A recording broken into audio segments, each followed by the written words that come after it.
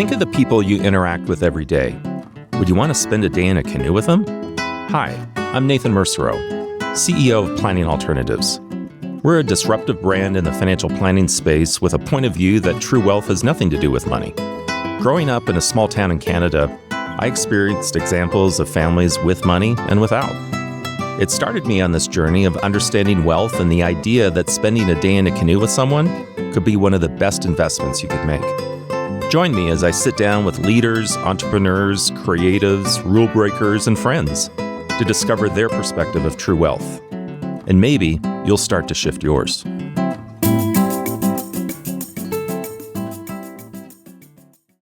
I'm delighted today to be joined by Veysey. Graham is the executive director and executive producer of the Aspen Ideas Festival.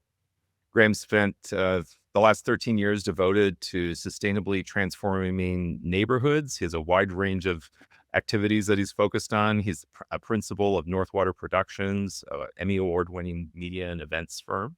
He co-founded the first exclusive canned wine company, Graham Fisk Wine in a Can, with his childhood friend Fritz Fisbiger, and he was previously project director for the Ohio City Farm, a six-acre urban farm, which he spearheaded with a refugee response, a nonprofit working with refugee communities on sustainable agriculture. Graham, welcome to Day in a Canoe podcast. When people ask you, so what do you do? How actually do you answer that? It depends on who's asking, but the broad stroke is you chase the energy. And right now, the focus is the Aspen Ideas Festival, which is the last week in June.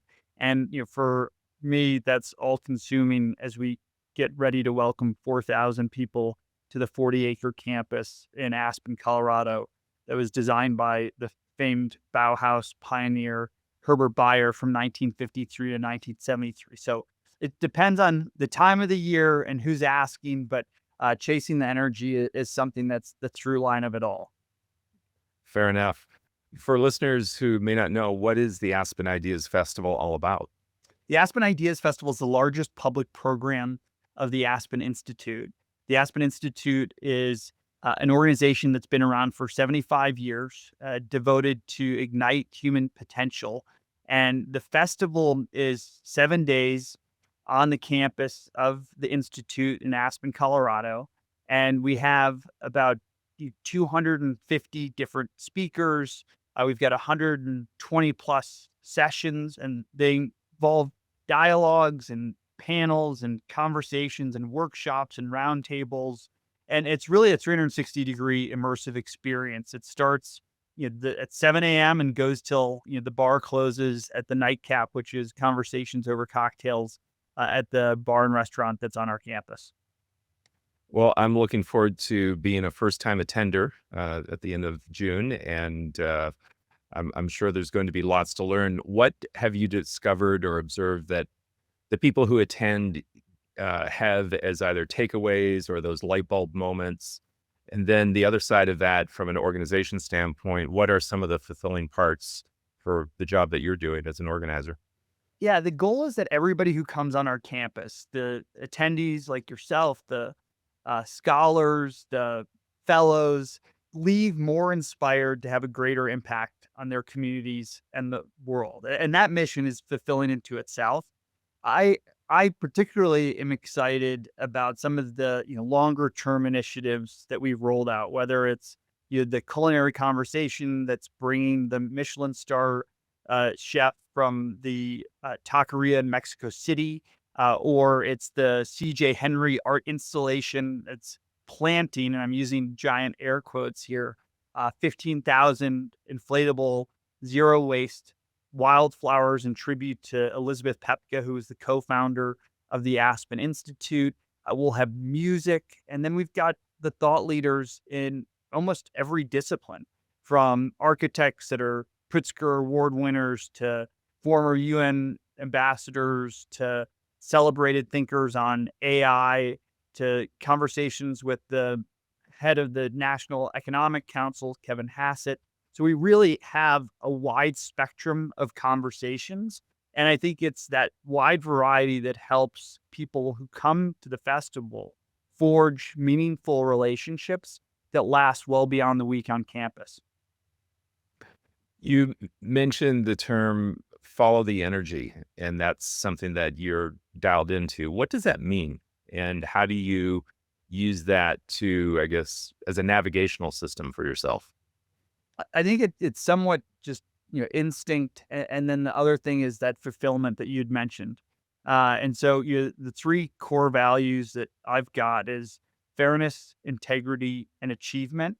And I think the achievement is part of that chasing the energy. You love to have an idea and then take that idea and operationalize it. So whether it was the Ohio City Farm or the neighborhood development work or Graham and Fisk's wine in a can, we all have these light bulb moments. And I think that if it sticks and it still has that energy, it's chasing that and making that idea into something tangible. And that's what, at the Aspen Ideas Festival, we've got an amazing team of people who have ideas for dialogues that should happen and cast the most important thinkers in the arena to have those dialogues. And they come from different perspectives, but it's finding that commonality that's super important. And everybody who's coming to our campus has a deep passion for the subject matter that they might be an expert in. And yet I think everybody brings a multidisciplinary approach.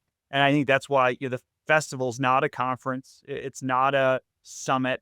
It's truly a festival in the spirit of you have that cacophony of different things that hopefully instill some delight and awe. Hmm. I love that. I think there's such an opportunity to lean into connecting with one another. And we live in a very isolated, due to technology or other factors, or polarized world, whether it's political perspective or just, socioeconomic. This sounds like you're trying to bring people together to connect, to make the world a better place. Is that oversimplifying it? I don't think it's oversimplifying it. And I look back to the original convening in 1949. There's a great quote. So this is the text from 49. And, when you look at, the relevance of, people coming together post the Second World War, realizing that, Europe is getting, rebuilt. There's a really nice, passage I'd love to share with you is that Walter Pepka said, "In the Great Society, you're conscious of its divergences and distinctions will not become the human community until it finds the common spirit that is man. We try here to undeceive and fortify ourselves. We turn here to Goethe and search him. The better to turn to and search ourselves and cry, more light, more light." That is quite profound. Thank you for sharing that. I find that the whole topic of differences appears in many different packages, and this is, I guess, a philosophical question for starters. But when you bring people together that have differences, how do you build a bridge to explore those differences and maybe open perspective and learning from the people involved? Nathan, I think that's, a real challenge, and yet, we see it as an opportunity. And you had mentioned, earlier the isolation that we find ourselves, whether it's technology or distance, and what we're able to do is have that shared experience during the festival. We don't have sessions that are just collections of sound bites. We have 50-minute dialogues or 80-minute dialogues, and you really see the building of that commonality, or at least the sharpening of perspectives that happen over that period of time. You think of a regular 30-minute TV show, it's only 22 minutes of content when you actually pull out all the commercials. And so to devote a 50-minute dialogue that then inevitably spills into the walk across campus or over the meals that people have, it's inevitable that you're going to have that shared human experience that is just as relevant today as it was, when Walter Pepka wrote that in 1949. Something that we do as Planning Alternatives is host connector dinners. So these are gatherings of connected individuals to create a shared experience around storytelling. And we usually have a theme for the dinner. and have one or two people lead off Mhm. with their personal experience. And then that just opens the doors for so many people to continue to connect with one another around that theme. And I think that's our attempt to really build community at the grassroots level. And there's so many opportunities for everyone to do that, whether it's just the simple, let's meet up, have coffee, have dinner. But it's those conversation points that really propel possibilities instead of stifle them. And we were talking about fulfillment before. I don't think there's anything more fulfilling than when you have that spark of human connection. And I think that the beauty is, it's both, humbling and invigorating, when you can truly listen to someone and hear where they're coming from, and it just makes the world a bigger place and more exciting place. Did I hear from a little bird that you met your wife, now wife, at the Aspen Festival? It was the best idea that's ever come out of the Aspen Ideas Festival. So 16 years ago, this festival, I was a young producer of the festival, and this young woman was one of the Aspen Ideas Festival fellows. We have about 200 of them. They're under 40 leaders that come from all over the globe. And she just come from Rwanda, where she was the lead designer for Paul Farmer's hospital in Bitaro for Partners in Health. And I met her, and I knew from the moment that we talked that this was going to be one of those deep relationships. And so I can firsthand attest to the fact that the Aspen Ideas Festival allows for those lifelong, meaningful relationships. We'll be celebrating our 10-year anniversary in August. We've got a 4-year-old daughter who's out here with us, is at summer camp, and then an 8-week-old son. And so it is the best idea that's ever come out of the Aspen Ideas Festival.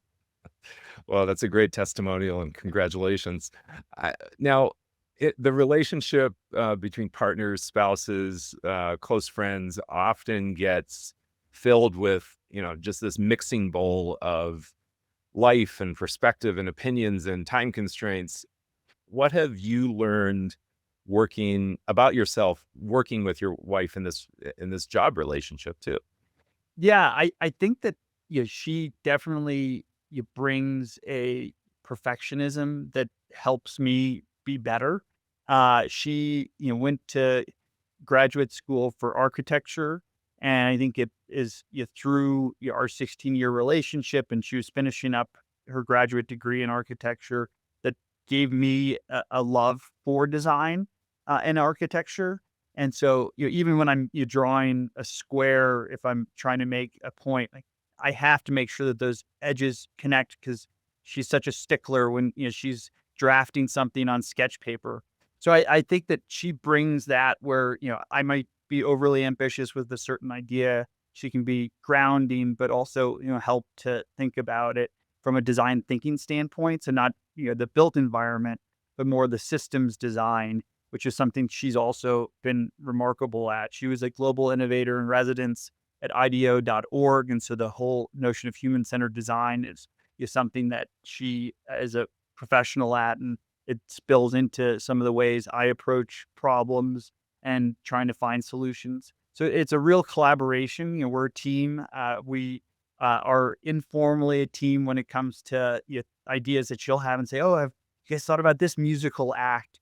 Last year at the 2024 Aspen Ideas Festival, we had these two artists, the Starn brothers, Mike and Doug Starn, and they took uh, 800 pieces of bamboo with 17 people actively building this 100-foot plus tower. And it all came together because I was on a call with one of my formal colleagues, and Marika overheard me talking about the artistic intervention that I was interested in doing. She said, "Oh, remember those guys that did the thing on top of the Met in New York?" And she pulled it up, and that started me down the rabbit hole to commission Mike and Doug to do this amazing piece for the festival last year. So despite her not being, a formal employee of the Aspen Institute or the Aspen Ideas Festival, she's definitely a thought contributor. Oh, that's beautiful. My wife and I, we a couple of memories come up as you share your perspective. When we vowed when we got married that we would not work together, and it has been we've changed that as of about 2 years ago. And my wife, Michelle, is on our team as a mental wealth coach, helping people with their money mindset and just understanding why our beliefs are, how our beliefs are formed when we think about the topic of money and the purpose of it and what's ahead in life.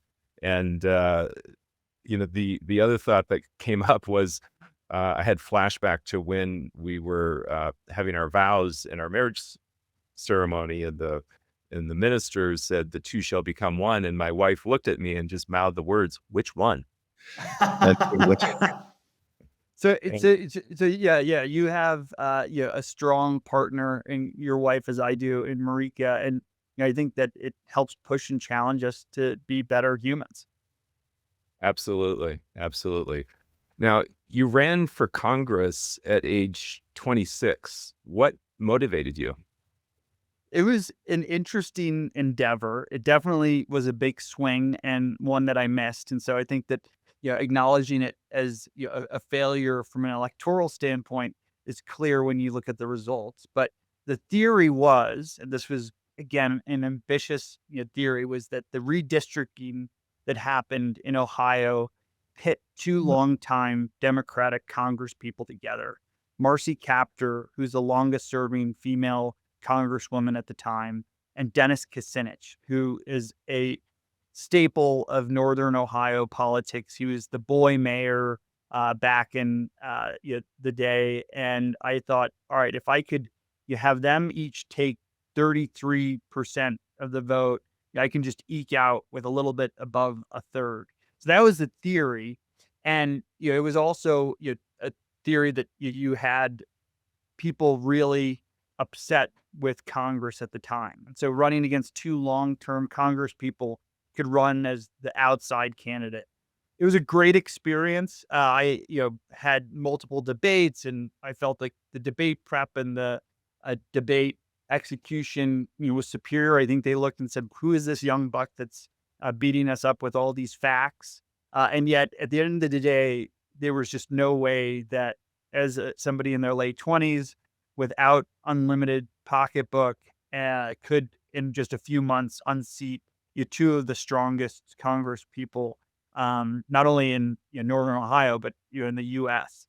But I've loved it. I felt like I built more bridges than burnt them, and I think that everybody should consider at some point in their life. And I still definitely think that there's going to be a time that they get involved civically, and if that means in public service, they should go at it because as a democracy, it's our duty to be involved. It's not something where we should just all sit in the stands.